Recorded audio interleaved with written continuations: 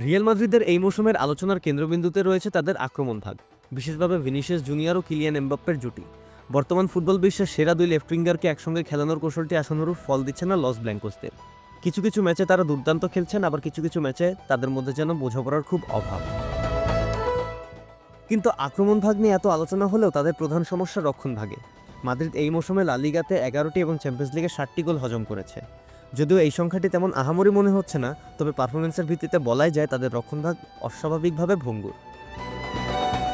প্রতিপক্ষ দলগুলো খুব সহজেই সুযোগ তৈরি করতে পারছে তাদের বিপক্ষে। যদি তারা এই মৌসুমে বড় শিরোপাগুলোর জন্য লড়াই করতে চায়, তবে তাদের রক্ষণকে শক্তিশালী করার বিকল্প নেই।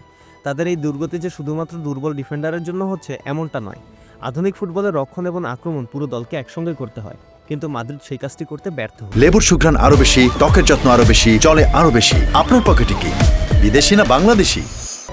যখন মাদ্রিদের দখলে বল থাকছে না, তখন মাদ্রিদের খেলোয়াড়দের মধ্যে সমন্বয়ের অভাব প্রবল। দলের কিছু খেলোয়াড় প্রেস করে বটে, কিন্তু কিছু খেলোয়াড় নির্লিপ্তভাবে দাঁড়িয়ে থাকে।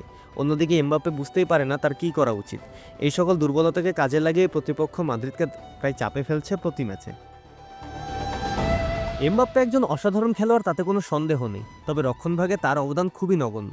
ভিনিসিয়াসও রক্ষণভাগে তেমন একটা সাহায্য করেন না। মাদ্রিদের মিডফিল্ডও অনেক সময়ই রক্ষণভাগকে একা করে দেয়। ইনজুরির সমস্যার কথা বোধহয় নতুন করে বলবার কিছু নেই। এই আলোচনা শুরু করলে কোথায় যে শেষ হবে তার বলার অবকাশ নেই। মাদ্রিদের রক্ষণভাগে এই মুহূর্তে একমাত্র অ্যান্টোনিও রুদিগার ছাড়া আর কোনো যথাযথ ডিফেন্ডার নেই। যদিও তরুণ ডিফেন্ডার রাউল অ্যাসেন্সিওকে দেখা গিয়েছে খেলতে, কিন্তু মাদ্রিদ তার উপর কতটা ভরসা করবে সে বিষয়ে যথেষ্ট সন্দেহ রয়েছে। মাদ্রিদের বর্তমান সমস্যাগুলো সমাধান করার সহজ কোনো উপায় নেই। অ্যানচেলত্তির মূল শক্তিই হচ্ছে মানসিক দৃঢ়তা এবং পরিস্থিতির সাথে মানিয়ে নেওয়া। তবে তার জন্য এবার বড় সিদ্ধান্ত নেওয়ার পালা।